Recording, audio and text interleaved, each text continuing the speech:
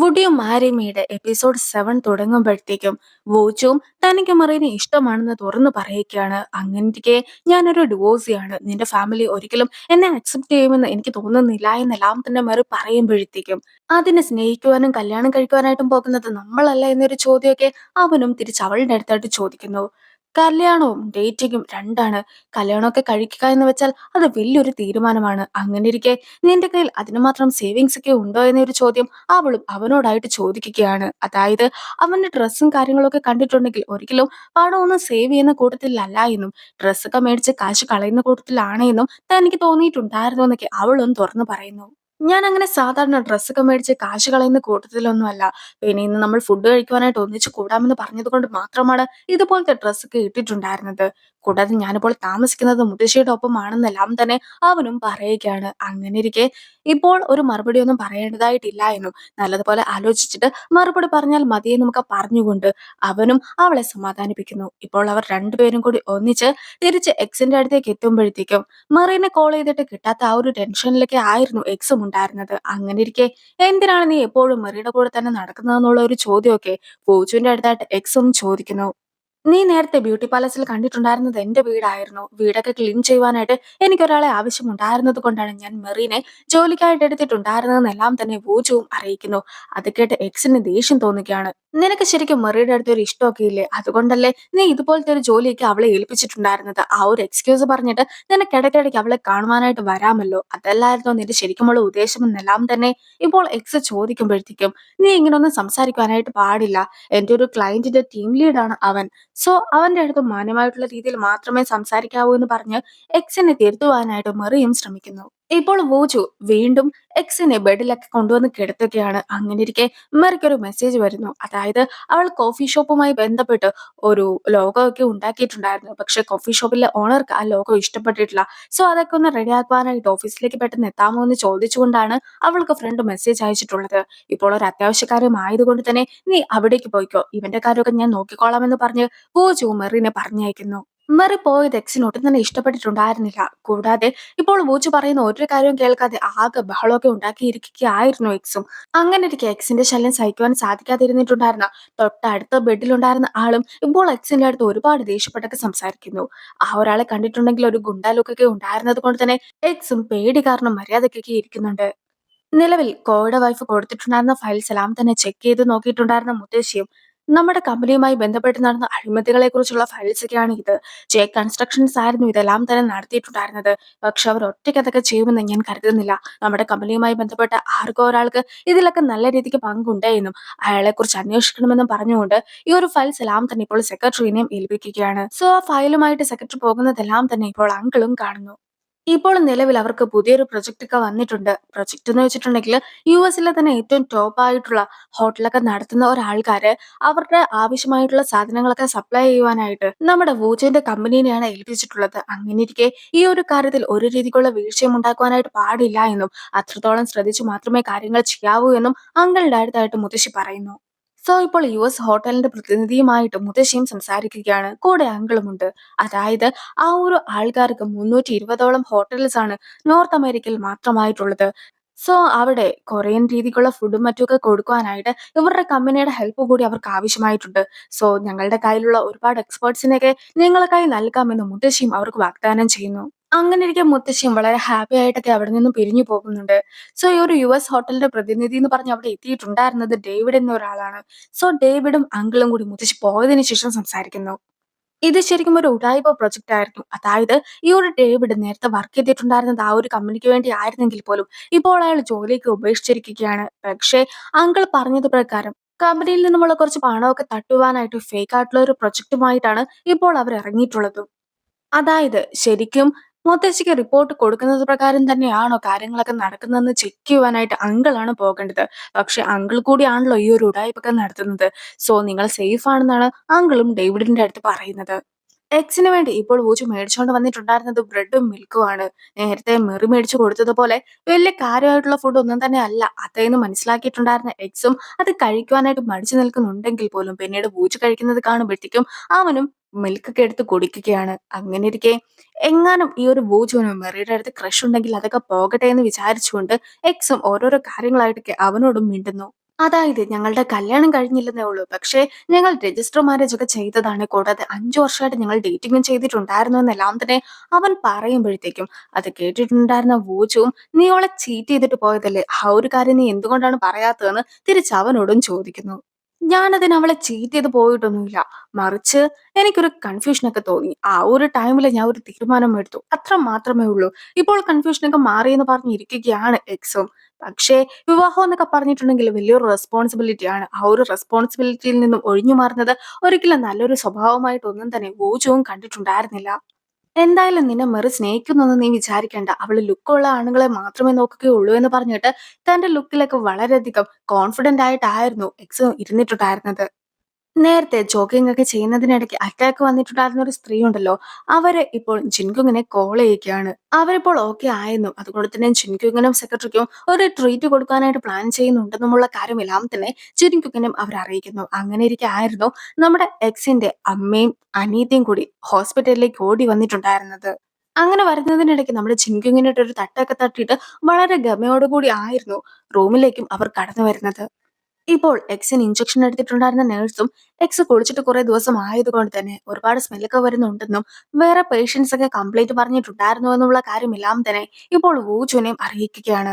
വേറെ വഴിയൊന്നും ഇല്ലാത്തത് കൊണ്ട് തന്നെ വൂജുവും അവനെ ക്ലീൻ ചെയ്യുവാനായിട്ടൊക്കെ ഹെൽപ്പ് ചെയ്യുന്നുണ്ടെങ്കിൽ പോലും ഈ ഒരു സമയത്ത് അവന്റെ അമ്മയും അനീത്തിയും അവിടെ എത്തിയിട്ടുണ്ടായിരുന്നു. സോ വൂജുവും നൈസായിട്ട് അവിടെ നിന്നും ഒഴിഞ്ഞു മാറുന്നു. ശരിക്കും എന്താണ് എക്സിന് സംഭവിച്ചതെന്നുള്ള കാര്യം ഒന്നും തന്നെ അവർക്ക് അറിയുകയില്ല. അങ്ങനെയിരിക്കെ നീ നേരത്തെ മെറീനെ കാണുവാനായിട്ട് പോവുകയാണെന്നൊക്കെ പറഞ്ഞു പോയതല്ലേ? സത്യം പറ, മെറി കാരണമാണോ ഇപ്പോൾ നീ ഈ ഒരു അവസ്ഥയിലൊക്കെ കിടക്കുന്നതെന്ന് അനീതി ചോദിക്കുമ്പോഴത്തേക്കും, നിങ്ങളൊക്കെ കൂടിയല്ലേ മെറിയുടെ അമ്മനെ അപമാനിച്ചു വിട്ടത്. അതുകൊണ്ട് തന്നെ ഞാനും അവളോട് ആത്മാർത്ഥമായിട്ട് ക്ഷമ പറയുവാനായിട്ട് പോയതായിരുന്നു എന്നൊക്കെയാണ് എക്സും പറയുന്നത്. പക്ഷെ നീ തന്നെ ഒന്ന് ആലോചിച്ച് നോക്ക്. അപ്പാർട്ട്മെന്റ് ഒക്കെ മേടിക്കുവാനായിട്ട് അവളുടെ അമ്മ എത്രത്തോളം പണമൊക്കെ ആയിരുന്നു കൊടുത്തിട്ടുണ്ടായിരുന്നത്. ആ പണം എല്ലാം തന്നെ അവർക്ക് നഷ്ടപ്പെട്ടു പോയില്ലേ? സോ അവരെങ്ങാനും നിങ്ങൾ ബ്രേക്കപ്പ് ആയതുകൊണ്ട് തന്നെ അതിന്റെ പകുതി പണമെങ്കിലും തരണമെന്നൊക്കെ പറയുകയാണെങ്കിൽ നമ്മൾ എന്താണ് ചെയ്യുക? സോ അവരങ്ങനെ ഒന്നും തന്നെ ചോദിക്കുന്നതിന് മുമ്പായിട്ട് തന്നെ അവരെ ഒഴിവാക്കുക എന്നത് മാത്രമായിരുന്നു എന്റെ മനസ്സിലുണ്ടായിരുന്നത്. അതുകൊണ്ടാണ് അവരുടെ അടുത്ത് എനിക്ക് മോശമായിട്ടൊക്കെ പെരുമാറേണ്ടതായിട്ട് വന്നിട്ടുണ്ടായിരുന്നതെന്ന് അമ്മയും പറയുന്നു.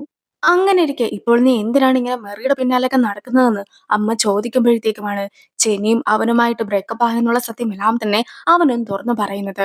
അതൊക്കെ കേട്ടിട്ടുണ്ടായിരുന്ന അവരും ഒരുപാട് ഞെട്ടുന്നു. ജെന്നിയുടെ വിവാഹമൊക്കെ നേരത്തെ തന്നെ ഉറപ്പിച്ചതായിരുന്നെങ്കിൽ അവൾ നിന്നെ ശരിക്കും ചതിക്കുകയാണ് ചെയ്തത്. രണ്ടു പേരുടെ അടുത്ത് ഒരേപോലെ റിലേഷൻഷിപ്പിലൊക്കെ തുടരുവാനായിട്ട് അവളും ആഗ്രഹിച്ചു. അതൊന്നും തന്നെ ശരിയല്ല എന്നൊക്കെ പറഞ്ഞിട്ട് സ്വന്തം മകനും ഇതേ തെറ്റ് തന്നെയാണ് ചെയ്തതെങ്കിൽ പോലും അതെല്ലാം മറച്ചു വെച്ചിട്ട് ജെന്നിയാണ് ഏറ്റവും വലിയ തെറ്റുകാരി എന്ന രീതിക്കാണ് അമ്മയും സംസാരിക്കുന്നത്. അങ്ങനെ ഇരിക്കെ എനിക്ക് മെറിയോട് തോന്നിയിട്ടുണ്ടായിരുന്നത് യഥാർത്ഥത്തിലുള്ള സ്നേഹമായിരുന്നു.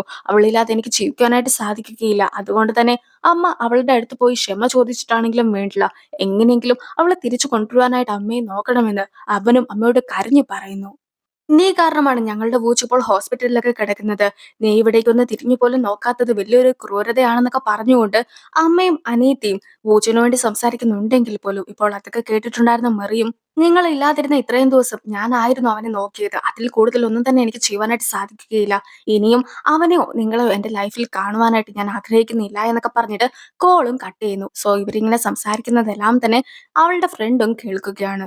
ഞങ്ങൾ കുറച്ച് മാസങ്ങൾക്ക് മുമ്പ് തന്നെ ബ്രേക്കപ്പ് ആയതാണ്. പക്ഷേ നിന്നോട് ഈ ഒരു കാര്യങ്ങളൊക്കെ തുറന്നു പറയുവാനായിട്ട് എനിക്കൊരു അവസരം കിട്ടിയിരുന്നില്ല എന്ന് മെറി ഫ്രണ്ടിന്റെ അടുത്ത് പറയുമ്പോഴത്തേക്കും, കഴിഞ്ഞ ദിവസം അവൻ എന്നെ കോൾ ചെയ്തിട്ട് നീ എവിടെയാണെന്നൊക്കെ ചോദിച്ചിട്ടുണ്ടായിരുന്നു. ഞാനും അതൊക്കെ പറഞ്ഞു കൊടുത്തു. പക്ഷേ നിങ്ങൾ ബ്രേക്കപ്പ് ആയ കാര്യം അറിയാത്തത് കൊണ്ടാണ് അങ്ങനെയെല്ലാം സംഭവിച്ചതെന്ന് പറഞ്ഞ് അവളും ക്ഷമ ചോദിക്കുന്നു. എങ്കിൽ പോലും ഇനി ഇങ്ങനെ അവൻ വിളിക്കുകയാണെങ്കിൽ അവന്റെ കോൾസ് ഒന്നും തന്നെ എടുക്കാനായിട്ട് പാടില്ല എന്ന് മെറി പ്രത്യേകമായിട്ട് ഫ്രണ്ടിനോട് പറയുന്നുമുണ്ട്.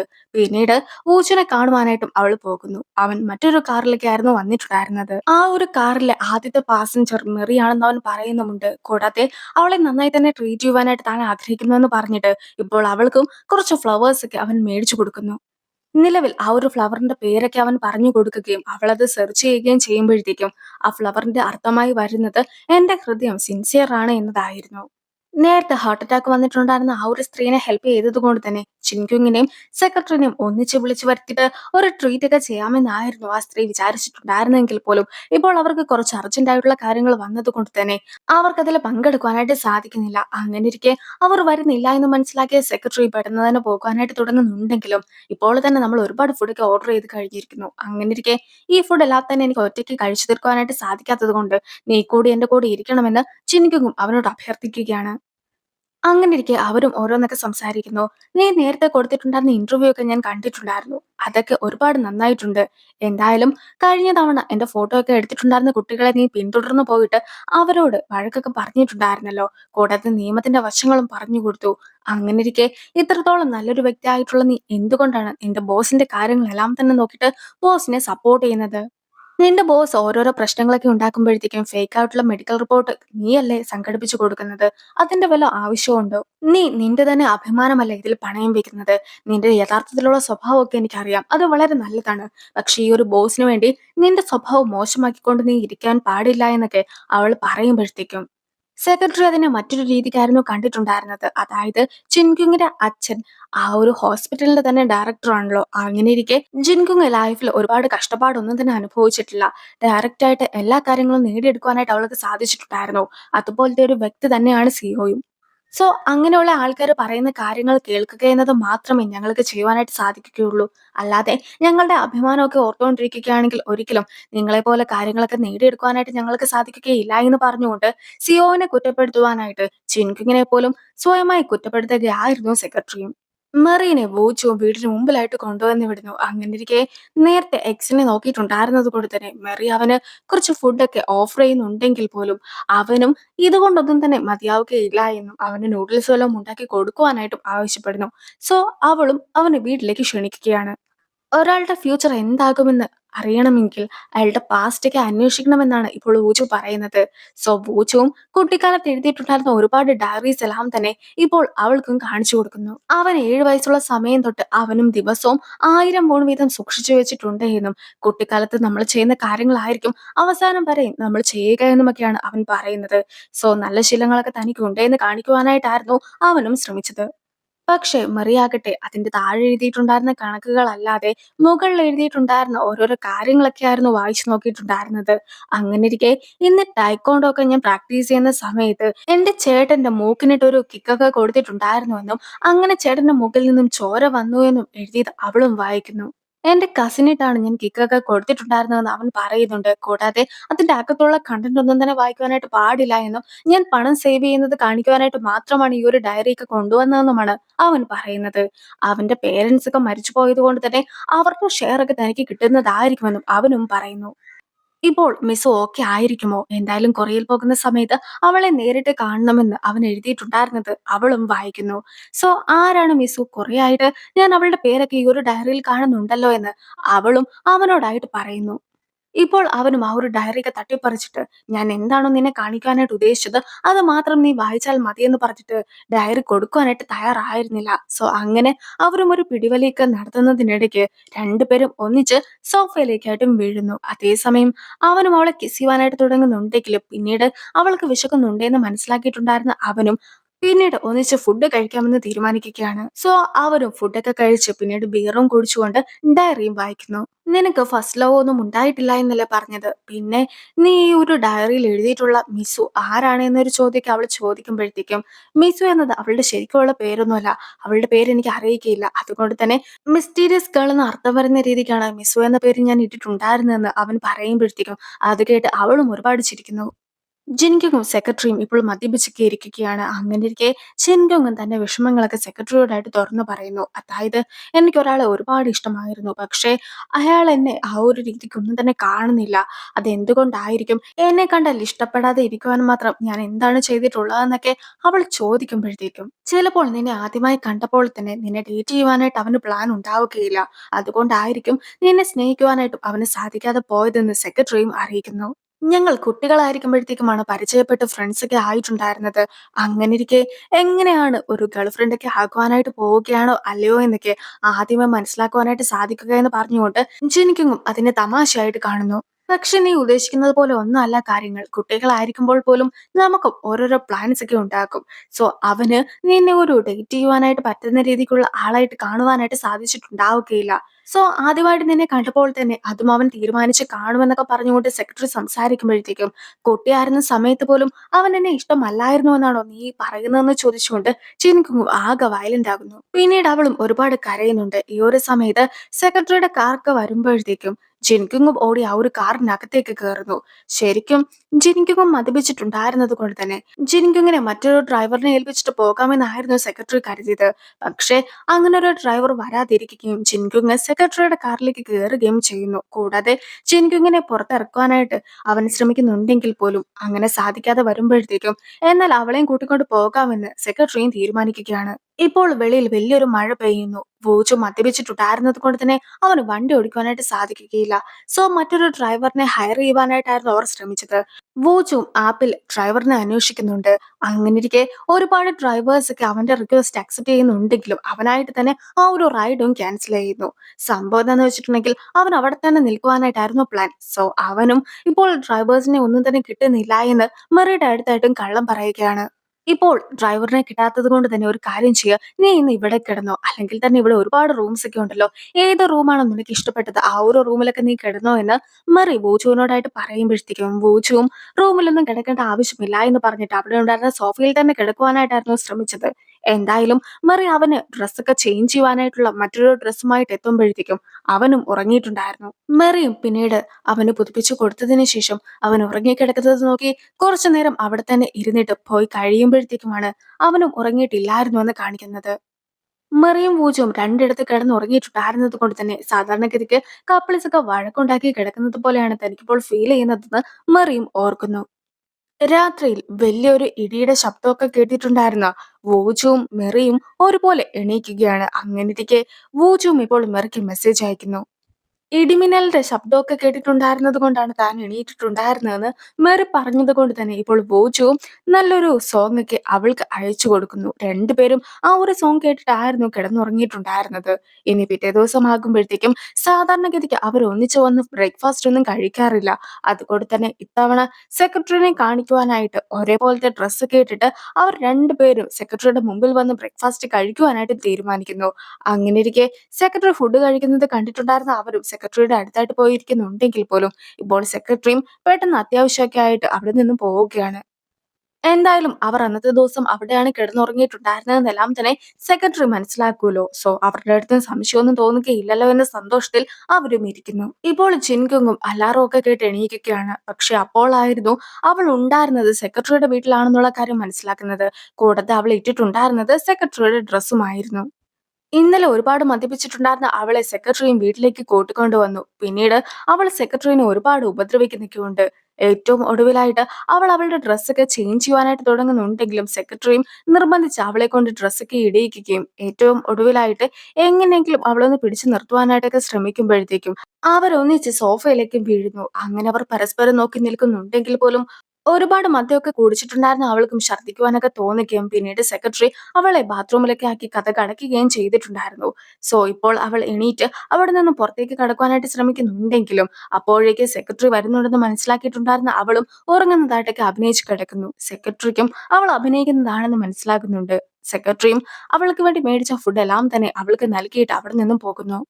ഇപ്പോൾ മറിയം പൂച്ചു ഒന്നിച്ച് നടന്നു വരുമ്പോഴത്തേക്കും അവിടെ ഒരു സെലിബ്രിറ്റി ഇരിക്കുന്നതൊക്കെ അവർ കാണിക്കാണ്. ഫെൻസിംഗ് ഒക്കെ ചെയ്യുന്ന ഒരു വ്യക്തി ആയിരുന്നു അത്.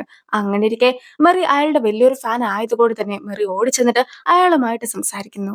സോ മെറിക്ക് ഒരു ഓട്ടോഗ്രാഫ് വേണമെന്ന് പറയുമ്പോഴത്തേക്കും അയാളും തന്റെ കയ്യിലുണ്ടായിരുന്ന പെന്നൊക്കെ എടുക്കുന്നുണ്ട്. കൂടാതെ അവളും അവളുടെ ഡ്രസ്സൊക്കെ കാണിച്ചു കൊടുക്കുമ്പോഴത്തേക്കും അവളുടെ ഡ്രസ്സിൽ വേണ്ട, തന്റെ ഡ്രസ്സിൽ സൈൻ ചെയ്ത് തന്നാൽ മതിയെന്ന് പറഞ്ഞ് വൂജു മുന്നിൽ കയറി നിൽക്കുന്നു. സോ ഇപ്പോൾ സെലിബ്രിറ്റിയും വൂജുവിന്റെ ഷർട്ടിലായിട്ടൊക്കെ സൈൻ ചെയ്ത് കൊടുക്കുകയാണ്. ഓട്ടോഗ്രാഫ് ഒക്കെ കിട്ടിയത് കൊണ്ട് തന്നെ അയാളുടെ ശല്യമൊക്കെ തീർന്നു എന്നായിരുന്നു ഊജു വിചാരിച്ചിട്ടുണ്ടായിരുന്നത്. പക്ഷെ അയാൾ നേരിട്ട് കണ്ടതുകൊണ്ട് തന്നെ ഒരു ഫോട്ടോ എടുത്തോട്ടെ എന്നൊക്കെ ചോദിച്ചുകൊണ്ട് തന്റെ കയ്യിലുണ്ടായിരുന്ന ഫോൺ ഊജുവിനെ ഏൽപ്പിക്കുകയായിരുന്നു മെറിയും. അങ്ങനെ ഇരിക്കെ മെറിയും അയാളും ഒന്നിച്ച് നിൽക്കുന്നുണ്ടെങ്കിൽ കൂടി നല്ല രീതിക്ക് ഒന്നും തന്നെ ഫോട്ടോ എടുക്കുവാനായിട്ട് ഊജുവും ശ്രമിക്കുന്നില്ല. ജിൻകിങ്ങും വേഗം തന്നെ ഡ്രസ്സൊക്കെ ചേഞ്ച് ചെയ്തിട്ട് സെക്രട്ടറിയുടെ വീട്ടിൽ നിന്നും പുറത്തേക്ക് ഇറങ്ങി വരികയാണ്. അങ്ങനെ ഇരിക്കെ വൂജു എടുത്തു കൊടുത്തിട്ടുണ്ടായിരുന്ന ഫോട്ടോസ് ഒക്കെ നോക്കിയതിനു ശേഷം ആ ഫോട്ടോയിൽ ഒന്നും തന്നെ ലൈറ്റിംഗ് ശരിയായിട്ടില്ല എന്ന് മറിയും പറയുന്നുണ്ട്. സോ മനഃപൂർവ്വമായിരുന്നോ വൂജു ഇങ്ങനത്തെ ഫോട്ടോസ് ഒക്കെ എടുത്തു തന്നിട്ടുണ്ടായിരുന്നെന്ന് അവളും ചോദിക്കുന്നു. എന്തായാലും ബൂച്ചു ചെയ്തത് ശരിയായില്ല എന്ന് പറഞ്ഞുകൊണ്ട് മെറിയും പിണങ്ങി നടക്കുന്നു. ബൂച്ചുവും അവളുടെ പിന്നാലായിട്ട് പോകുന്നുണ്ട്. അങ്ങനെ ഇരിക്കെ അവരും നേരെ ജിൻകുങ്ങിന് മുമ്പിലാണ് ചെന്ന് പെടുന്നത്. അവരെ രണ്ടുപേരും അവിടെ ഒന്നിച്ച് ഒരേപോലത്തെ ഡ്രസ്സിലൊക്കെ കണ്ടിട്ടുണ്ടായിരുന്ന ജിൻകുങ്ങിന് സംശയം തോന്നി ശരിക്കും നടന്ന കാര്യങ്ങളെക്കുറിച്ച് എല്ലാം തന്നെ അന്വേഷിക്കുന്നു. അങ്ങനെ ഇരിക്കെയാണ് വൂജുവും എല്ലാ കാര്യങ്ങളും അവളോട് തുറന്നു പറയുന്നത്. നീ എത്ര വലിയ തെറ്റാണ് ചെയ്തതെന്ന് നിനക്കറിയാമോ? നിന്റെ മുത്തശ്ശിയെങ്ങാനും ഇത് അറിയിക്കുകയാണെങ്കിൽ എന്തായിരിക്കും സംഭവിക്കുക? കൂടാതെ നീയും ഇപ്പോൾ ഒരു കൂട്ടുപ്രതിയായി മാറിയിരിക്കുകയാണ്. ഒരിക്കലും നീ മെറീനെ സപ്പോർട്ട് ചെയ്ത് ഈ ഒരു കാര്യം ഒന്നും തന്നെ ചെയ്യുവാനായിട്ട് പാടില്ലായിരുന്നു എന്ന് പറഞ്ഞുകൊണ്ട് ചിൻകുങ്ങും അവനെ ഉപദേശിക്കുന്നു. മുത്തശ്ശിയുടെ സെക്രട്ടറിയും നേരത്തെ കിട്ടിയിട്ടുണ്ടായിരുന്ന ഫയലുമായി ബന്ധപ്പെട്ട് എന്തൊക്കെയോ പ്രശ്നമുണ്ടെന്ന് മനസ്സിലാക്കിയത് കൊണ്ട് തന്നെ ഇപ്പോൾ അവരുടെ അഡ്വക്കേറ്റിനെ കോൾ ചെയ്യുന്നുണ്ട്.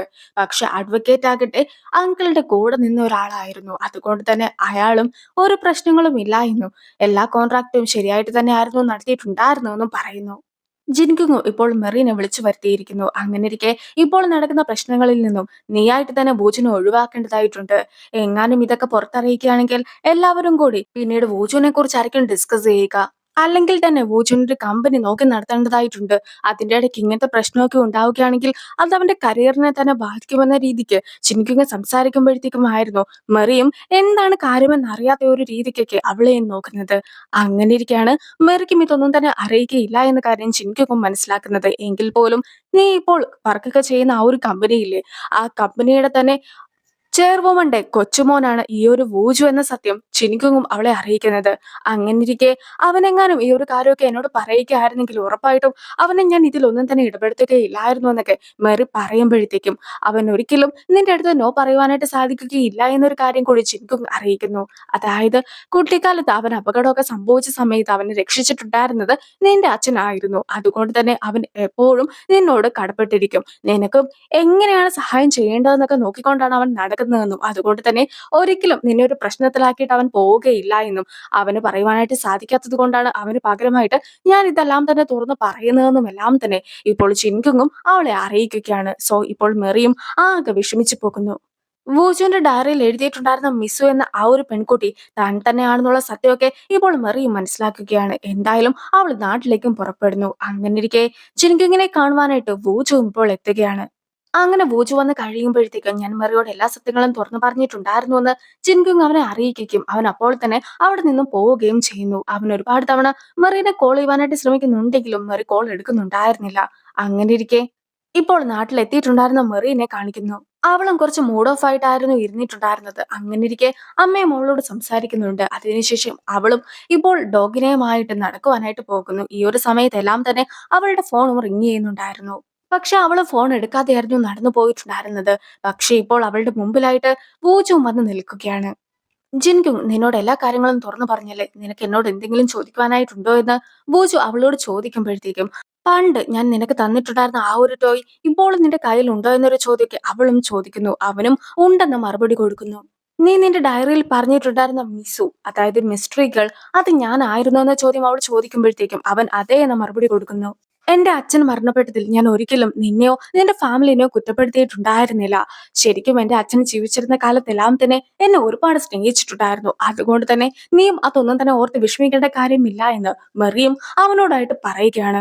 ജിൻകുങ് എന്നോട് എല്ലാം തന്നെ പറഞ്ഞിട്ടുണ്ടായിരുന്നു. ഇനിയും സഹതാപത്തെ കുറിച്ച് ഓർത്ത് ഒന്നും തന്നെ നീ എന്നെ ഹെൽപ്പ് ചെയ്യേണ്ടതില്ല എന്ന് അവൾ പറയുമ്പോഴത്തേക്കും എനിക്ക് ഒരിക്കലും നിന്റെ അടുത്ത് സഹതാപം തോന്നിയിട്ടുണ്ടായിരുന്നില്ല, മറിച്ച് പ്രണയമായിരുന്നു തോന്നിയിട്ടുണ്ടായിരുന്നത്. ഞാനത് തുറന്നു പറയുകയും ചെയ്തു. ഞാൻ നിന്നെ സഹായിച്ചതെല്ലാം തന്നെ എന്റെ ഉള്ളിലുണ്ടായിരുന്ന പ്രണയം കാരണമായിരുന്നു. അതുകൊണ്ട് തന്നെ ഇനി നീ എന്ത് ചെയ്യണമെന്ന് ആഗ്രഹിച്ചിട്ടുണ്ടെങ്കിലും നിന്റെ ഒപ്പം തന്നെ ഞാനും ഉണ്ടായിരിക്കുമെന്ന് വൂജുവും പറയുകയാണ്. അതിനുശേഷം അവരും കിസ് ചെയ്യുന്നു. അങ്ങനെയാണ് ഈ ഒരു എപ്പിസോഡ് അവസാനിക്കുന്നത്.